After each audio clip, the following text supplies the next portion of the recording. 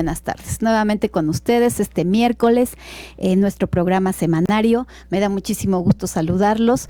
Dani, muy buenas tardes. Buenas tardes para todos. Para todos. Amigos, les recuerdo que transmitimos desde Puebla de Los Ángeles, México, a través de RA78, Facebook y YouTube. Y bueno, nuestro programa está muy divertido, muy interesante. Tenemos un invitado que es una sorpresa, pero van a ver ustedes que la vamos a pasar muy bien y que también aprenderemos muchas cosas muy interesantes de un estado vecino al que queremos mucho y del cual pues hoy tenemos un muy digno representante, cronista e historiador. Pero bueno, te reservo la sorpresa para unos minutos más adelante. Y ahora, Daniel, ¿qué nos tienes preparado en tu sección para empezar a calentar? Me saco el sombrero hoy de un número uno. Hoy vamos a hablar del número uno del tango argentino, nuestro querido Carlos Gardel. Pero pues yo me pongo de pie. Después de la cortinita, vamos. Comenzamos. Bien.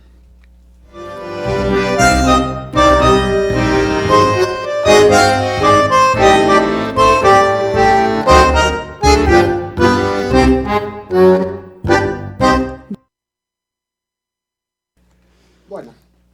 ¿De quién nos vas a hablar? Nuestro querido Charles Romuald Gardés, más conocido como Carlos Gardel.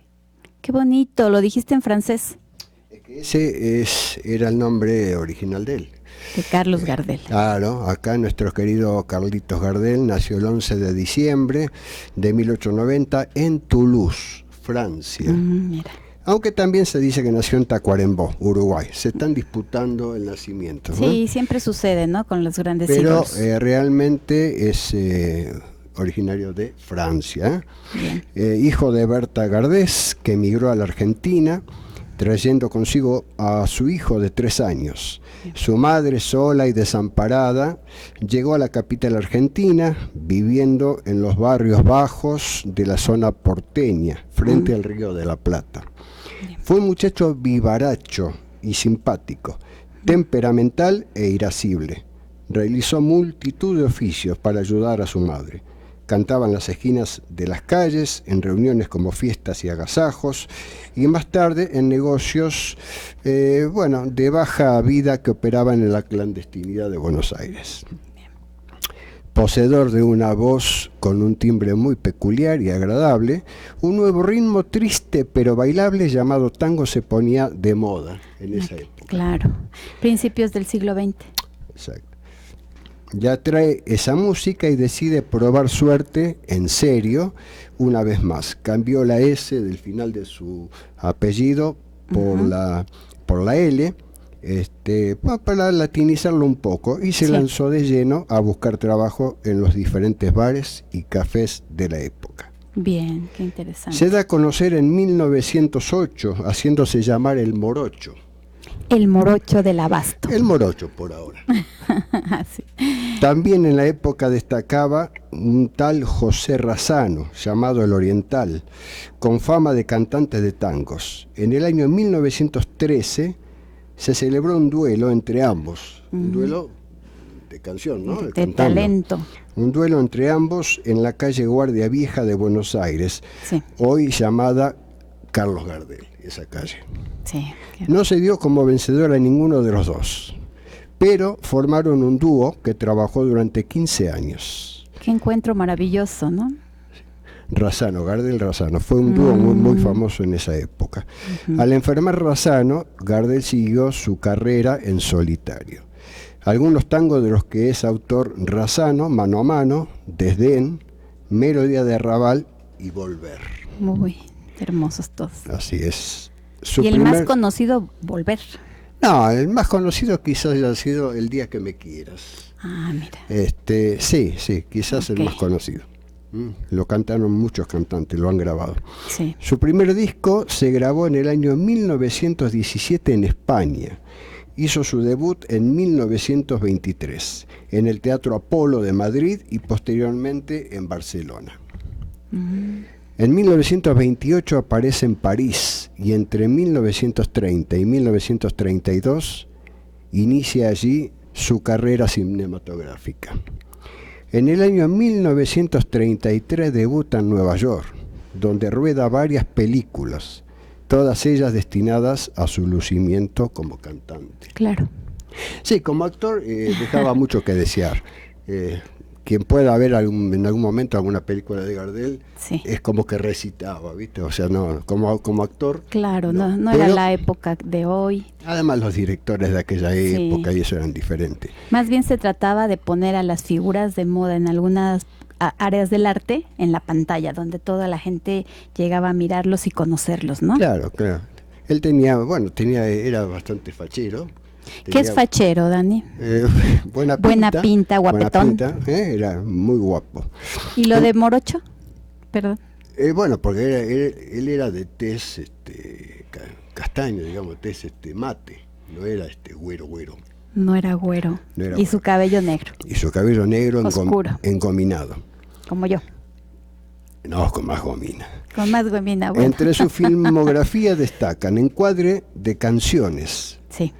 Estas son algunas películas. Luces de Buenos Aires, Espérame, Melodía de Arrabal, Cuesta Abajo, El Tango en Broadway, Cazadores de Estrellas, El Día que Me Quieras, y creo que la última fue Tango Bar, de las que grabó. En la noche del 10 al 11 de diciembre de 1915 recibió un balazo en el tórax durante un altercado a la salida de un salón de baile. El autor del disparo fue Roberto Guevara Lynch, tío del Che Guevara. Mira nada más. Eso me hace recordar mucho, Dani, esta semblanza, este homenaje a un artista mexicano de más o menos la misma época, en realidad, al señor Agustín Lara. Y estos líos seguramente de amores y en la época, y el alcohol, en esa época el sentimiento. Era común pelearse por una mujer. Sí, mano a mano. El 24 de junio de 1935, el avión en que viajaba Carlos Gardel por Colombia se estrelló en Medellín. Así murió esta figura, leyenda y mito, parte esencial de la mejor música popular y símbolo de su patria adoptiva Argentina. Dani, estoy recordando Colombia, cómo lo quieren allí en Colombia, y cómo se baila el tango y su escuela de tango y sus museo allá sí, Gardel, también en Colombia. Mira, a ver, te voy a dar unos datos. Bueno, nació el 11 de diciembre de 1890, Sí. Su nombre es Charles Romuald Gardés. Se naturalizó argentino en el año 23. Bueno, el 24 de junio fallece. Mira, yo te voy a dar como dato, yo acá traje, es interesante este complemento. La principal relación personal de la vida de Gardel fue su madre. Bien. La inmigrante francesa Marie Berthe Gardés, o Berta Gardés, según la versión castellanizada, que para la hipótesis francesista fue su madre biológica y para la hipótesis uruguayista obró como su madre adoptiva. Gardel vivió toda su vida con su madre, aunque durante algún tiempo, cuando era adolescente, parece ser que huyó de su hogar. Por otra parte, Gardel siempre expresó devoción por su madre, aunque algunos aspectos ambivalentes de la relación señalan aristas complejas no del todo reveladas. Cuando Gardel se volvió un artista bien remunerado, proveyó a Berta del dinero necesario para visitar todos los años a su madre. Viajará a Francia. Mira. A su madre, hermano y demás familiares franceses en Toulouse, a quien él también visitaba, aunque notablemente nunca viajaron juntos. Berta se hallaba justamente en Toulouse al momento de la muerte de su hijo. Qué desgracia. Al morir Carlos, fue Berta la que heredó todos los bienes de su hijo, incluyendo la casa que compró para ambos en el barrio del Abasto, en la calle Jean Jaurès, 735. Que soy su museo. Hoy es el museo. Y que tuve la fortuna de conocimos, me llevaste a conocer. Así es, en el barrio del Abasto, por eso le llamaban el morocho del Abasto. Del Abasto. Gardel era una persona extrovertida y simpática, que tendía a establecer fuertes relaciones de amistad, aunque, como suele suceder con las personas de fama y fortuna, no siempre eran realmente correspondidas. Entre sus amigos más importantes se destaca la relación que tuvo con José Razzano, mantenida, según desde 1911 hasta su muerte, aunque en los últimos años se debilitó por razones económicas. Bien. Otros buenos amigos fueron Edmundo Guibur, con quien se conocía de chicos, pero comenzaron a ser amigos en 1915. El jockey Irineo Leguizamo, a quien Gardel le dedicaría el tango Leguizamo Solo. Gardel era dueño de un caballo. No recuerdo ahora el nombre, pero le gustaban mucho los caballos. Los caballos. Irineo, a quien Gardel le dedicaría el tango Leguizamo Solo, compuesto por Modesto Papavero. Francisco Maschio, cuidador de caballos de carrera, con el que Gardel compartió su pasión por los burros, como decían en Lufardo, allá le dicen los burros. A los caballos. A los caballos. Y los actores Elías Alippi y César Ratti. Sí, pues toda una figura del cine de aquella época, de la música, ¿no? Una estrella. Mira, para hacerte una relación es un poco como fue después Sandro con las mujeres. O sea, las mujeres lo seguían, se desmayaban por él. No, pues su sí. representante hasta el año 1932 fue su amigo y compañero José Razzano. Ajá. En este último año se distanciaron y Gardel designó a Armando De Fino como apoderado. Al morir Gardel, De Fino y su esposa Adela Blasco constituyeron el soporte espiritual de Berta. Sí. Incluso vivieron juntos en la casa de Abasto. Berta, que murió en 1943, legó todos sus bienes a De Fino, quien a su vez hizo lo mismo con su esposa al morir en el año 58. Adela vivió hasta el año 1984 y falleció sin herederos forzosos, legando todos sus bienes a Nuria de Fortuny. Con respecto a sus relaciones de pareja, Gardel fue extremadamente reservado con las mismas, no dando a conocer públicamente ninguna relación. La reserva de Gardel sobre su vida íntima ha dado lugar a diversos y contradictorios rumores y estudios sobre la naturaleza de sus relaciones afectivas y sexuales. Bueno. En su correspondencia privada existen amplias constancias sobre Isabel del Valle, una niña de 13 años con la que Gardel se relacionó en 1920. Mira. Qué desgraciado, ¿no? 13 años. Bueno, pues seguramente a los 15 tenía planeado casarse con ella cuando los cumpliera, ¿no? Así, era muy común, Dani, años. de 14, 15 años ya estaban comprometidas y casadas. Y mantuvo un vínculo ambiguo hasta el año 1933. Por otra parte, existe unanimidad en el hecho de que Gardel no tuvo hijos. Bueno, está bien. Se estarían peleando la herencia, ya ves ahora cómo sucede. Y lamentablemente fallece y muere en la mejor época de su vida. De su producción artística, de su fama. Cuando mejor cantaba, con 45 años de edad. Pues así sucede con grandes estrellas que se quedan en la memoria de su público, de sus fanáticas y que en el corazón tienen un recuerdo eterno. Me gusta esa anécdota que alguna vez me platicaste, que en el cementerio donde están sus restos hay una estatua de Gardel. Y que año con año llegan allí sus fans y él está así como que fumando su cigarrillo, ¿no? Es una estatua a tamaño normal, o sea, natural, ¿no es cierto? Quizás un poquito más grande, vestidos con smoking y con la mano como sosteniendo un cigarro. Y le encienden su cigarrillo. Y sí, le encienden, no solo en la fecha de su fallecimiento. Cuando lo van a visitar. O sea, lo van a visitar y le dejan siempre el cigarrillo encendido. Todo así un grande. Vamos a terminar con una canción, escuchándolo. ¿Cuál, Dani? Creo que es Mi Buenos Aires Querido, en colores, está coloreada, la verdad que es una buena una buena película, un buen video. Así bien, que la vamos a disfrutar todos. Acá el amigo lo disponga. El amigo Fernando. Gracias, Fernando, en los controles, pues a escuchar. Disfrútenlo. Buenos Aires querido, cuando yo te vuelva a ver, no habrá más pena ni olvido.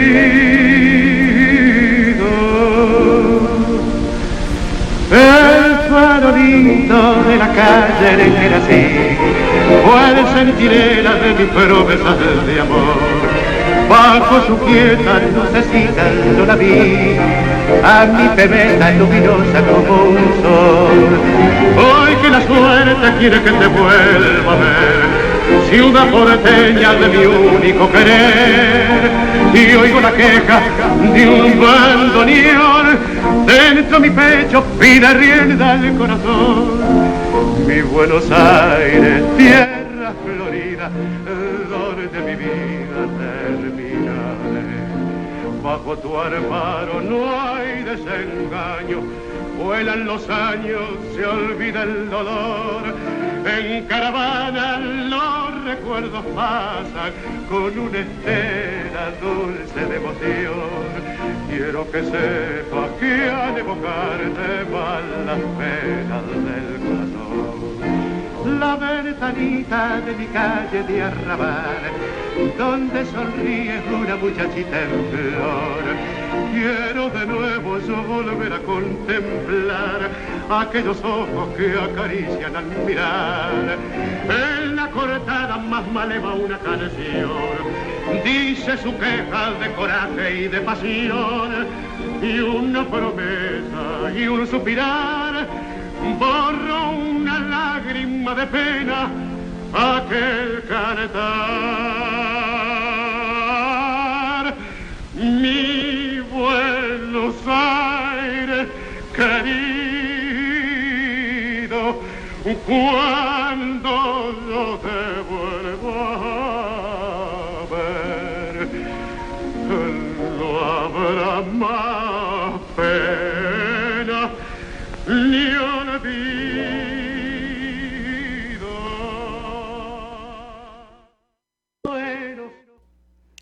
Amigos, regresamos con ustedes. Gracias, Dani, por esa hermosa semblanza que nos compartiste. Y bueno, ahora doy la bienvenida a mi invitado, el maestro Josué Arturo Alonso Suárez. Josué Arturo Alonso Suárez. Bienvenido, maestro. Gracias, muy amable. Nos da mucho gusto contar con su presencia, de verdad nos sentimos muy honrados y sobre todo que pues aceptó la invitación sin pensarlo mucho, con todo ánimo y con todo gusto de difundir la historia de nuestro estado vecino, de nuestros amigos compatriotas tlaxcaltecas. Qué gusto, maestro. Y ahora que está usted aquí con nosotros, yo no quiero desaprovechar la oportunidad, sino todo lo contrario, el tiempo al máximo, para que nos cuente, nos platique de este amor que usted tiene por la historia de su tierra, de cómo se ha ido convirtiendo en prácticamente un cronista, maestro, yo así lo considero, de Tlaxcala, y además fundador de un museo muy bonito y muy interesante que está en la ciudad de Tlaxcala. Cuéntenos de todo eso, maestro, para que nuestro público sepa. Y bueno, pues adelante, la palabra es suya. Gracias, muy amable. Antes que nada, agradezco la invitación, Blanquita, muy amable, con su esposo. Con mucho gusto. Y pues aquí lo más interesante es que a veces existen algunos estigmas un poco mal interpretados sobre los tlaxcaltecas, pero bueno, los que somos oriundos de por allí, pues nos ha interesado bastante en nuestra historia y obviamente pues conocemos la trayectoria desde su origen, sí, que todos sabemos que vienen del mítico Chicomostoc y salen de ese lugar las 7 tribus nahuatlacas, última oleada que llega al Valle de México. Sí. Aquí en nuestro altiplano, y originalmente pues los teochichimecas texcaltecas llegan primeramente al Valle de México, en Poyautlán se llamaba, hoy es Chimalhuacán, Estado de México. Sí. ¿De qué años estamos hablando, maestro? Iniciamos que llegan a Chimalhuacán por el 1402, por ahí, 1403, están varios años allí. Sí. Esta tribu es una de las últimas que arriban a ese valle, y crecen rapidísimo, pero los consideraban como chamanes. ¿Así? Y se reprodujeron mucho, entonces obviamente empieza un poco de envidia, y ellos por no tener problemas con los vecinos, como los tecpanecas, por ejemplo, que son los primeros que les hicieron bulla, hicieron bullying. y obviamente pues sí, los dioses que lo guiaron, sobre todo Camachtli, que es muy importante en Huejotzingo y nosotros los tlaxcaltecas, Sí. y les dice que no tengan problemas. Hay algunas crónicas que hubo una batalla, según los tlaxcaltecas ganan, y su dios le dice no peleen entre hermanos, mejor vayan a otro lugar, también en donde existan águilas, porque como sabemos Tenochtitlan pues es un águila con la serpiente, Sí. pero Camachtli les dice no, váyanse a donde vean ustedes algunos lugares donde, o cerros donde existan águilas, pues ahí se establecen. Y ciertamente llegan primero se van hacia el sur por Amecameca, Sí. o Zumba, y bueno, pues van caminando, no encuentran el lugar idóneo, atraviesan los volcanes, llegan por Atlisco, Tochimilco, llegan cerca de Ojotzingo, Texmelucan, se van por un lugar que le llamamos Cacaxtla, que es muy conocido, pero ya estaba abandonado. Pasan a Cholula también, ya está abandonado, llegan un buen grupo de tlaxcaltecas que se quedan ahí. Y bueno, siguen su caminar, no encuentran el lugar idóneo y llegan a pues algunos otros lugares como Texolo, pasan ahí San Miguel Xochitecatitla, llegan también a pues al final ahí a Contla, hoy San Bernardino Contla, es Sí. un lugar conocido por que inician ahí el arte de los zarapes y Tan famosos, ¿no? influencia, sí, mucha influencia en Chiautempan, Ujú. y obviamente no estaba tan poblado como actualmente, pero Claro. ellos se acercan seguramente ahí a la sierra que hoy actualmente es Tepetipac y ven unas águilas, ahí se estacionan, ahí quedan, se cumple la profecía que su Dios les dijo y se establecen en un cerro que se llama Cuautzin. Bien. Cuautli es águila y Sin real, entonces es lugar en donde se asientan las águilas reales, e inclusive el escudo de armas de la antigua República de Tlaxcalán, o Tlaxcayán algunos le llaman, está exactamente el cerro Cuautzin con una águila, ¿sí? Ese es el escudo de armas de la antigua República. Pues maestro, de verdad que adentrarse en la historia de nuestro México, del México antiguo, del México mesoamericano, prehispánico, es de verdad sumamente interesante, y es así como se da la posibilidad de ir desvelando lo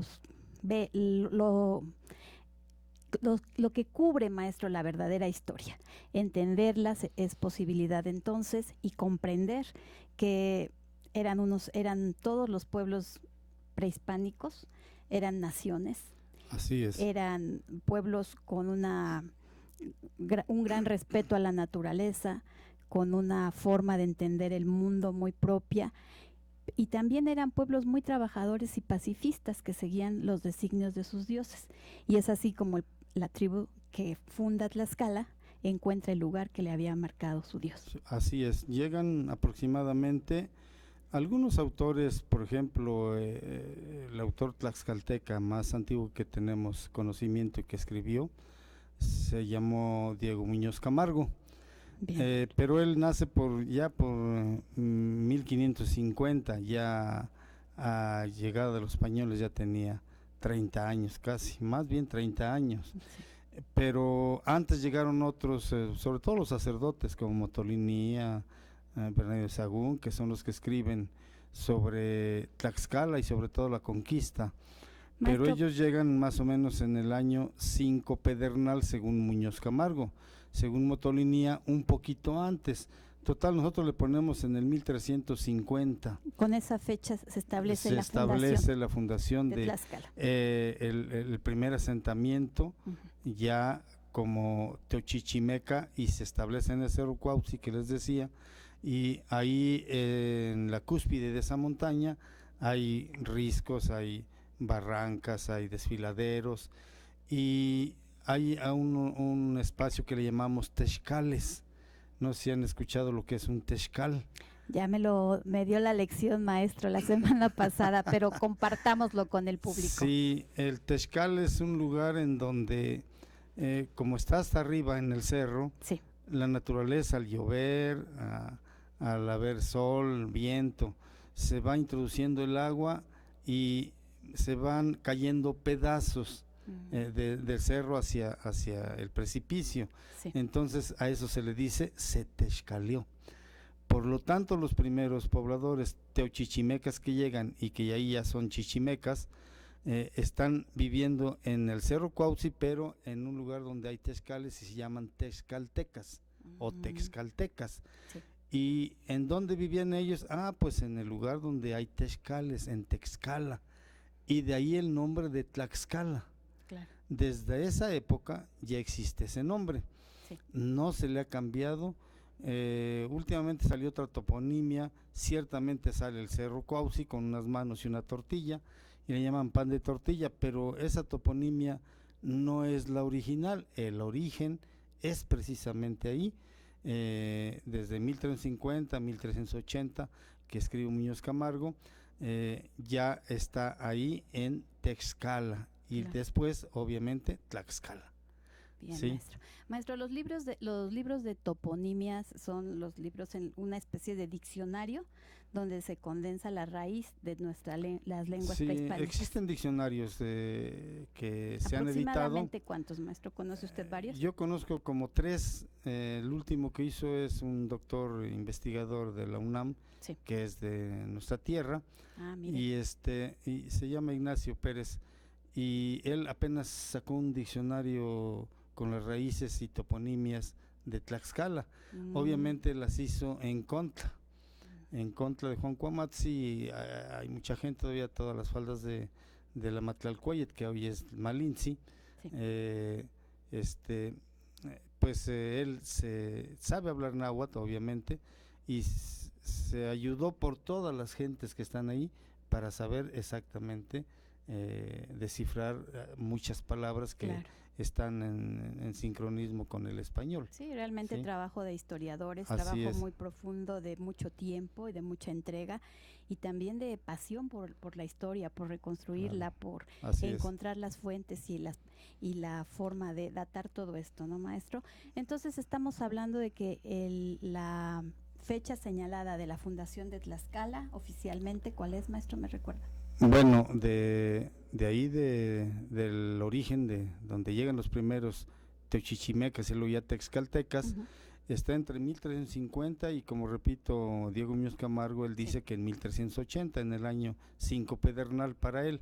Sí. Pero hemos visto otras fuentes que no es antes, no es así tan preciso, porque él empieza a escribir ya hasta el 1580.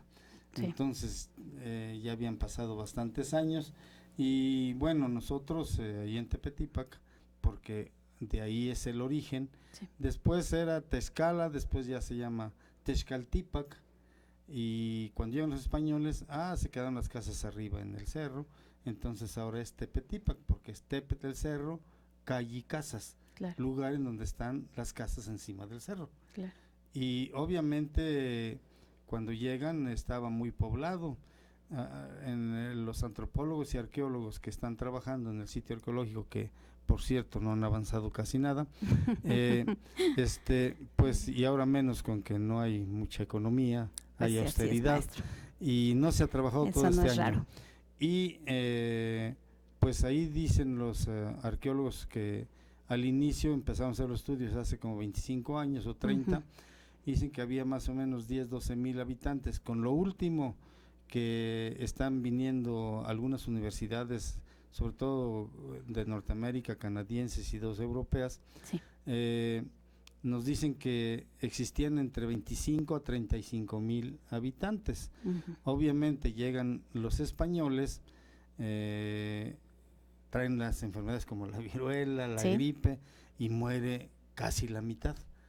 Y desde esa época de Hernán Cortés, Pedro de Alvarado, Grijalva, se lleva a los primeros tlaxcaltecas, sobre todo Tepetípac, Tizatlán, Ocotelulco y Aguixtlán, que son los 4 señorías primeros. Van a poblar el sur de nuestro país al inicio. Así es, ¿no? Intervienen, como todos sabemos, en la conquista de Tenochtitlan en 1521, pero regresan a Tlaxcala y tienen ciertos privilegios. En particular he asistido y he ido a algunos lugares como Guatemala. Sí. Ahí todavía hay una panadería de una hija de Xicotenca, la Xayacatzin, ahí aparece su nombre. Maestro, yo tengo la idea, bueno, no sé, usted denos también una semblanza, pero me parece que el pueblo tlaxcalteca es un pueblo pacifista, es un pueblo de gente muy trabajadora. Desde sus orígenes, pues fueron buenos diplomáticos porque no pelearon contra el enemigo, sino que establecieron unas buenas relaciones que les permitieron hacer todo este peregrinar a ir poblando otros sitios del país y además a no sucumbir frente al yugo español, ¿no? Bueno, sí presentaron batallas. Sí. La primera fue en Tecoac, luego ya ahí en otros lugares cerca de Tizatlán y también en Zompantépetl. Ahí matan una yegua y un soldado, porque ellos pensaban que la yegua y el soldado eran un solo elemento, un solo ser, pero al matarla llevan esa yegua a los 4 señoríos y obviamente se quita ese mito de que claro, eran seres unidos, el jinete y el caballo. Entonces determina Xicoténcatl que como eran blancos, dicen no los vamos a vencer en el día, vamos a hacer guerra en la noche, sí, porque el sol ya no les va a ayudar. Entonces sí les dieron mucha guerra. Ah, sí, dieron 3 batallas bien establecidas que las tenemos bien identificadas.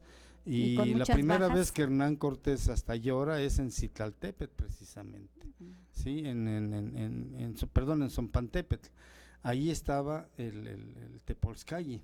Entonces, cuando sube unas gradas que todavía existen, y bueno, ahí empieza a ponerse, dice, y es su habilidad de Cortés exactamente, cuando empieza a hacer ese convenio, ese pacto con los jefes, o tecutlis, que es un nombre de los Nahuatl, que náhuatl significa 4 pueblos, sí, los originarios.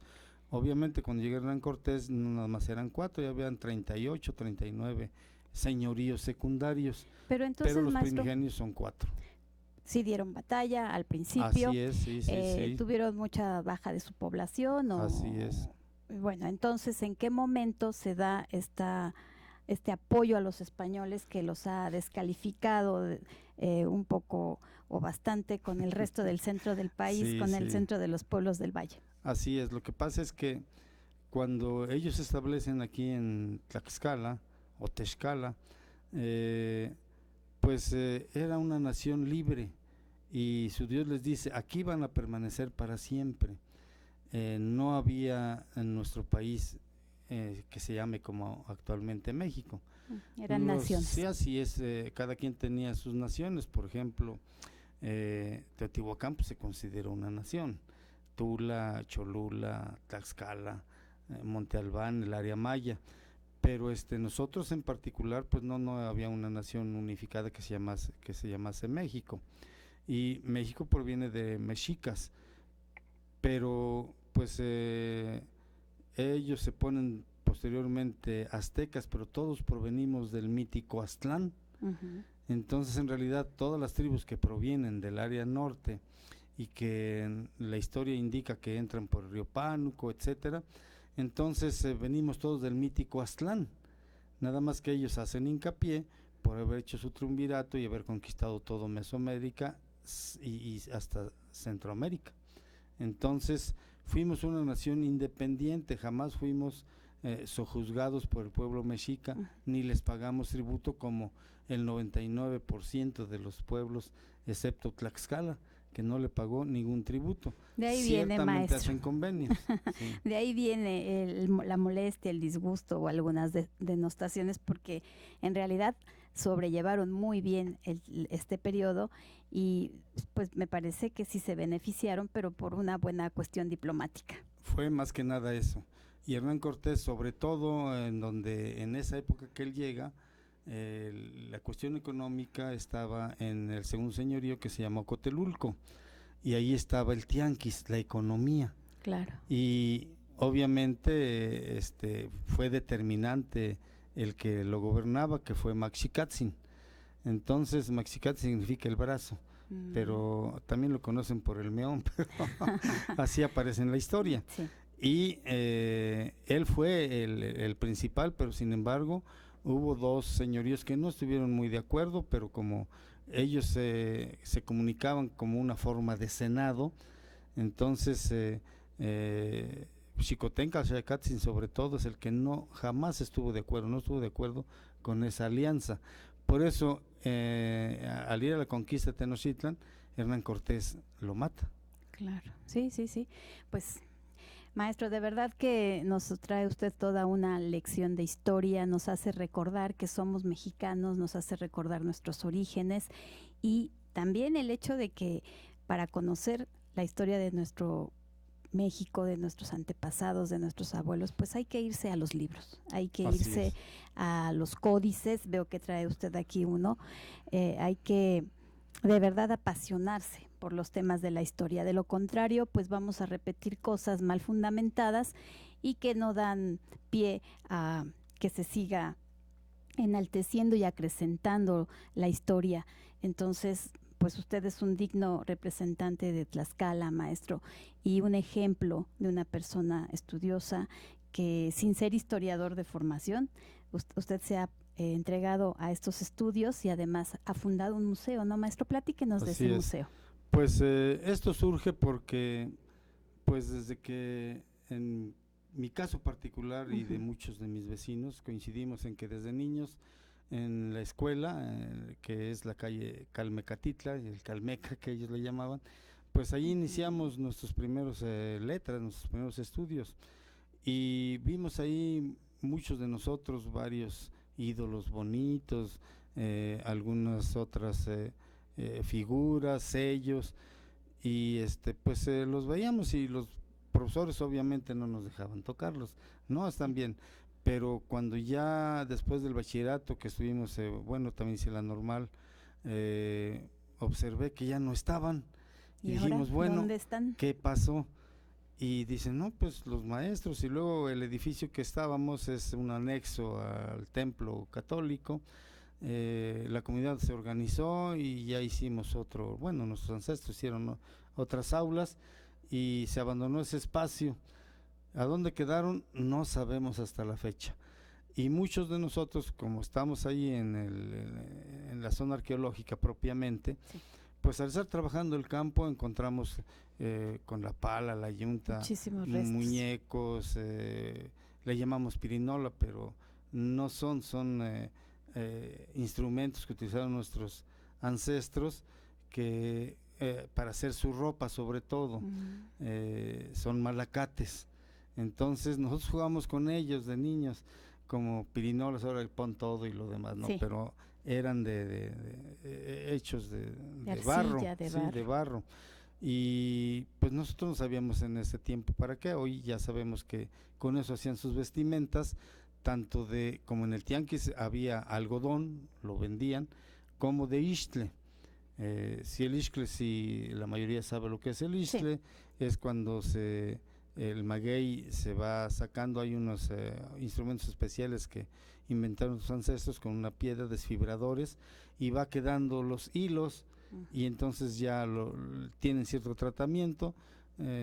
Algunos son muy finos, otros muy gruesos, y con eso hacían su vestimenta principalmente. ¿Y cómo surge el ponerse de acuerdo para crear el museo? ¿Es un grupo de personas, es un patronato? ¿Usted ha estado al frente?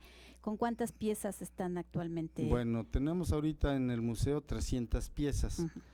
Todas de origen prehispánico. Todas donadas por nosotros mismos, la comunidad. La población. Pero iniciamos 6 personas porque pues tantas veces que estuve en diferentes lugares de nuestro país como Michoacán, Morelos y Chiapas en los últimos años en secundarias que trabajé, sí, pues nos decían traidores, y bueno, pues no entiendo por qué.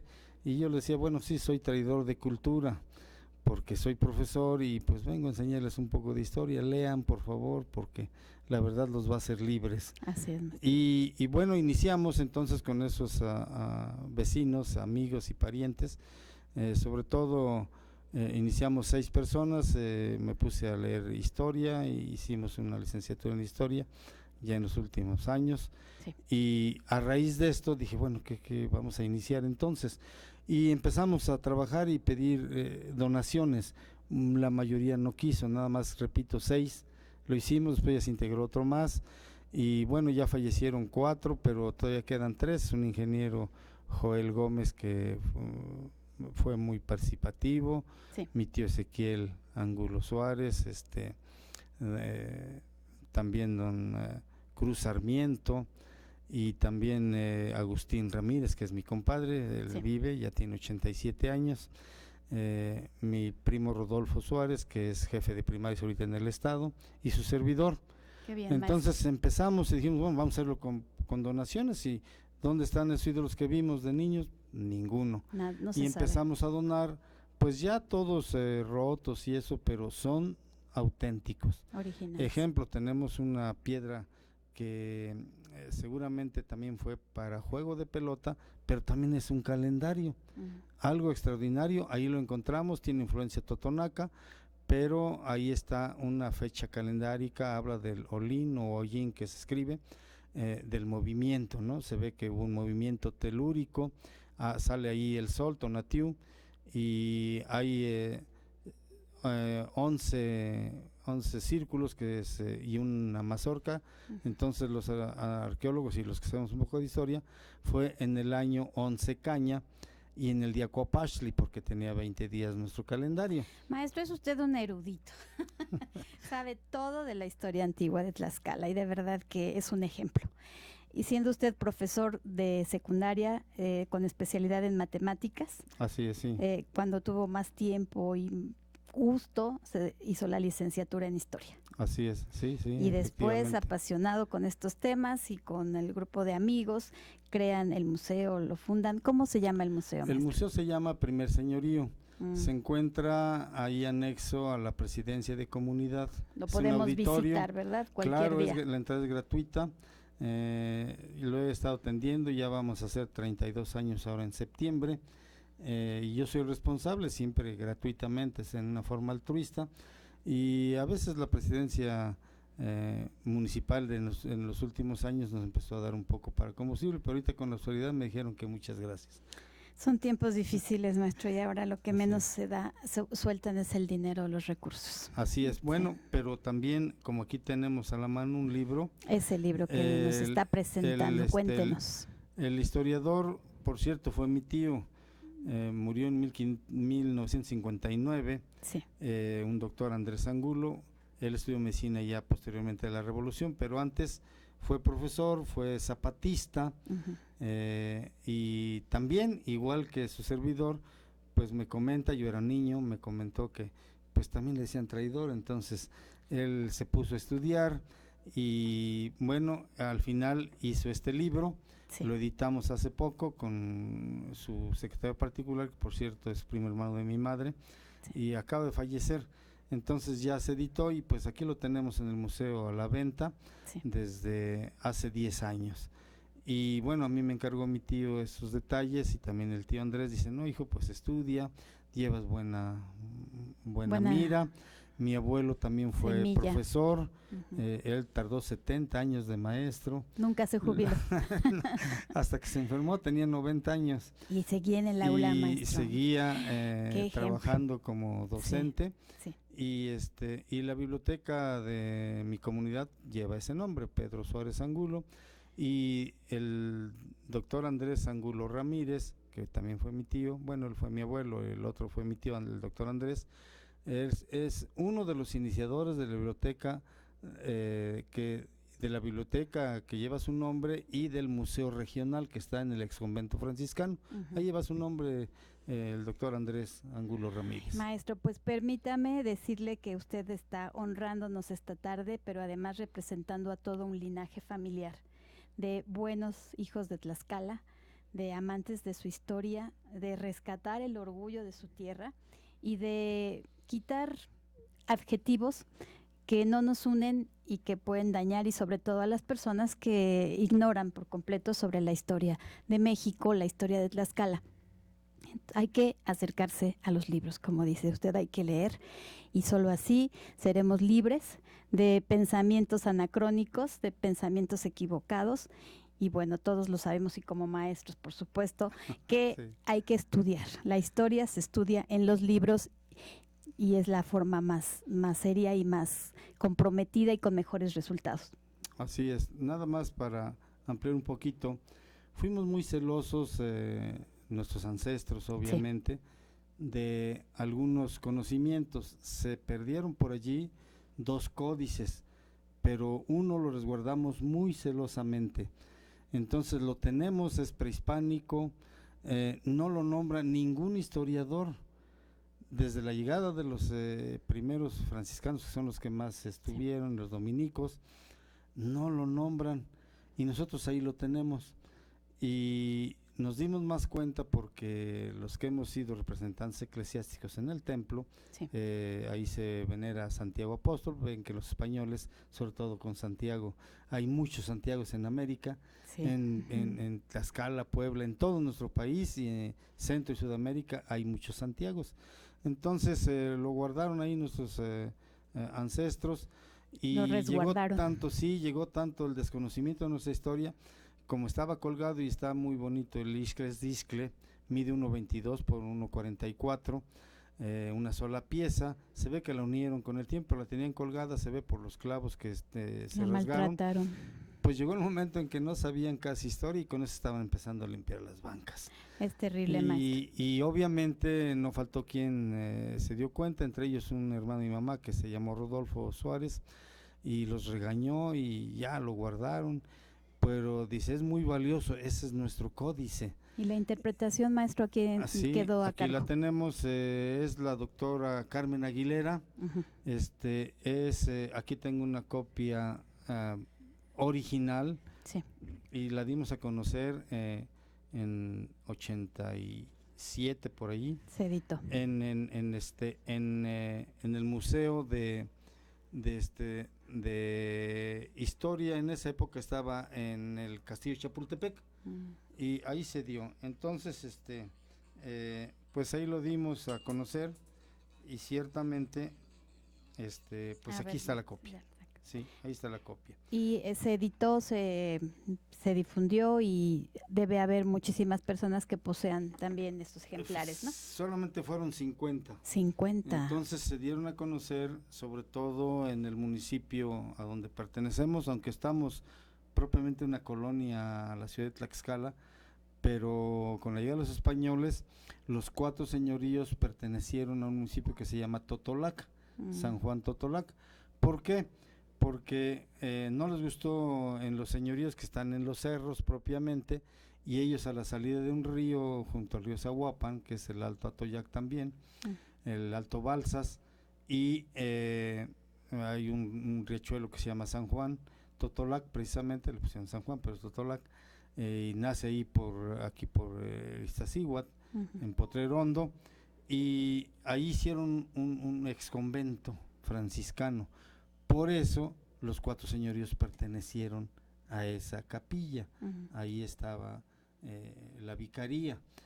Y últimamente, bueno, en 1947, con el senador Higinio Paredes, su papá de la licenciada Beatriz Paredes, Sí. separó Tizatlán a la ciudad de Tlaxcala, porque como estamos más cerca a la ciudad de Tlaxcala que a Totolac, y Totolac nos tiene muy abandonados. Presidentes vienen del municipio, de la república, gobernadores, y pues nos dicen que sí, pero jamás nos han apoyado adecuadamente.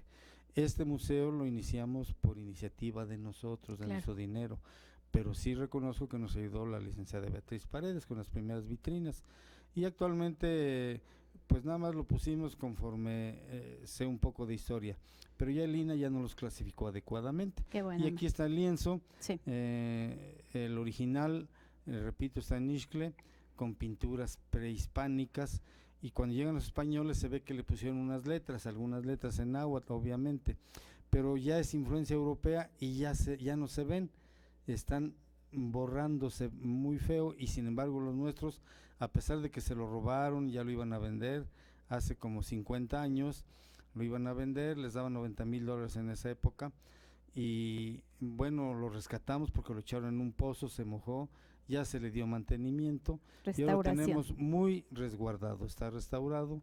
Muy ¿En dónde se resguardado, puede somos ver, los- maestro? ¿Se exhibe? Sí, cada año nada más lo sacamos Bien. una vez, no se permite que se tomen flash, fotos así sin flash, sí. Pues sí que lo cuidan. Y sí lo estamos cuidando mucho. Y también tenemos otros lienzos a raíz de la llegada de los españoles. Por ejemplo, aquí traigo unas copias de el sello de los Reyes Católicos de Fernando VII, ¿sí?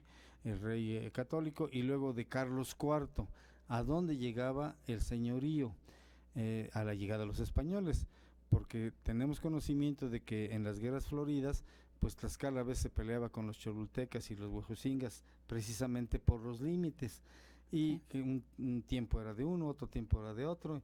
El objetivo de esas guerras no era matar, sino agarrar prisioneros para llevarlos a sacrificar a su dios, sobre todo a Camaxtli en el caso de Tlaxcala. Sí. Y Huejocingo, pues el mismo, porque tiene el mismo dios. Afortunadamente somos vecinos y tienen el mismo dios Camaxtli, no el pueblo mexica, que ellos tienen a Huitzilopochtli, ¿no? Entonces nosotros a Camaxtli. Maestro, pues de verdad felicidades por rescatar la historia de Tlaxcala, por preservarla, por cuidarla, porque es un honor pertenecer, como usted, a una familia de buenos tlaxcaltecas, reitero, de buenos ciudadanos y sobre Sí. todo que aman a su pueblo y aman la historia. Nosotros personalmente estimamos mucho el estado. En épocas recientes lo visitamos con mucha frecuencia. Nos gusta porque es un lugar muy tranquilo. Tlaxcala está muy limpio, muy bonito, es pequeño. El pulque, dice Dani, el pulque. No, pero lo tenemos que invitar después, Dani, para que nos hable del pulque, porque bueno, ese es otro Sí. tema. Y fíjate, Dani, solamente estamos haciendo una presentación de la historia antigua de Tlaxcala, de su fundación, de su relación con los españoles, de lo que han podido rescatar y cómo es que fundan su museo. Y de verdad, pues nos quedamos cortos, maestro, porque el tiempo siempre va a faltar, pero sin embargo los archivos, los libros, los códices están allí para los estudiosos. Sí, prometemos la próxima visitar el museo, tomar fotografías y compartirlas con el auditorio, porque visiten Tlaxcala, amigos, se la pasa uno muy bien, es el estado vecino. Mi abuela era tlaxcalteca, Dani, y en Puebla muchísima gente, muchísimos poblanos, tenemos raíces, tenemos origen también con ellos, porque es el estado más cercano. Y además hay mucha relación cultural, social, con sus detalles naturales, ¿no? Por los límites. Como siempre pasa en las familias, Sí. maestro. y México con todos sus estados, Pues todos también, mexicanos, disculpe, pues la somos interrumpo eso. tantito, No, por tenemos favor. el encuentro de los 500 años, que va a ¿Cuándo ser ahora sucede, el maestro? 24 de septiembre Pues muy pronto. de este año, el encuentro de dos culturas. No estoy muy de acuerdo que digamos con eso, pero pues el clero principalmente están invitando, sobre todo Cuantlinchán, el arzobispo de Puebla, el obispo de Tlaxcala y Encuentro todos los de pueblos dos. que fundaron en general hasta la llegada de los españoles y hasta 1591, que fue la salida de las 400 familias a fundar 23 ciudades del norte de nuestra república.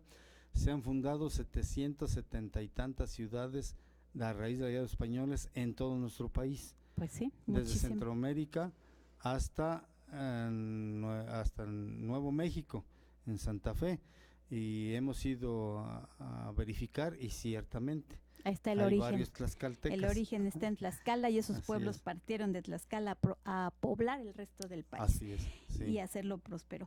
Maestro, entonces el 24 de septiembre de este año, el encuentro de dos culturas. Sí, va a ser ahí en Muchos el lugar eventos. donde llega Hernán Cortés. Ujú. Le llamamos el Cristo, es en Tizatlán o Tizatlán. Va a haber pues esa actividad.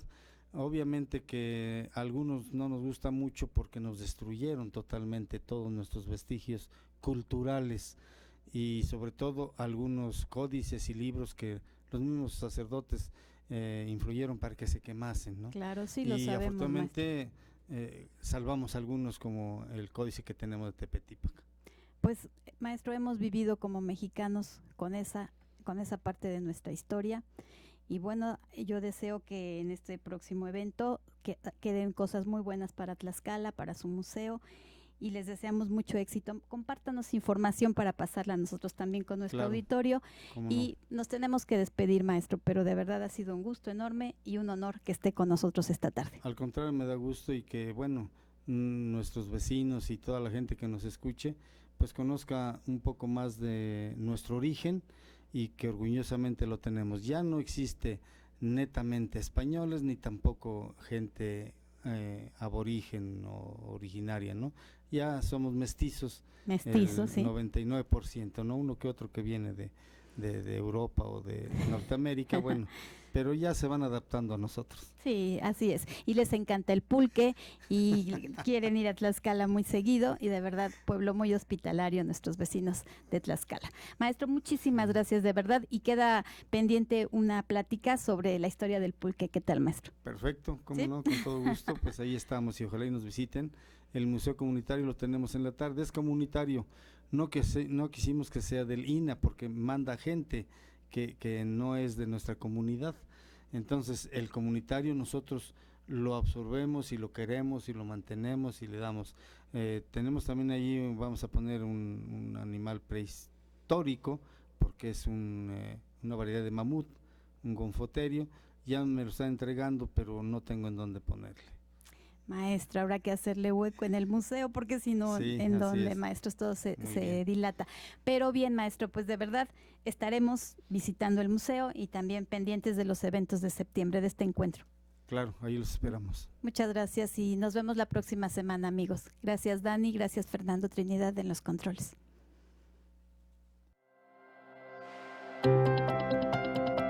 Somos seguras porque creemos en nosotras mismas y en el éxito que vemos, sentimos y compartimos cada día.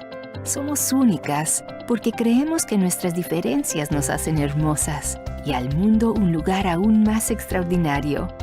Somos conscientes porque creemos que nuestras decisiones nos definen y que tener carácter, calidad y conocimiento es lo más importante. Somos innovadoras porque creemos en la promesa de resultados comprobados y nuestra experiencia se refleja a través de nuestros productos y nuestra gente.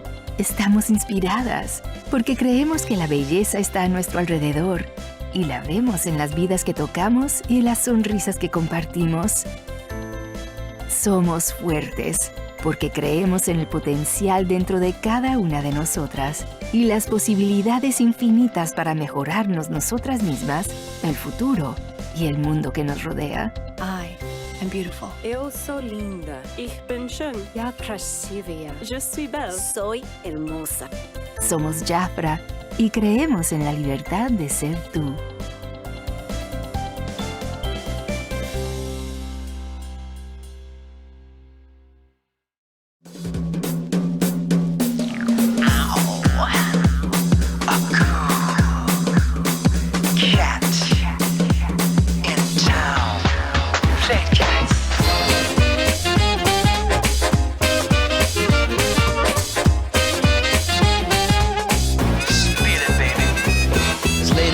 While the dogs are sleeping,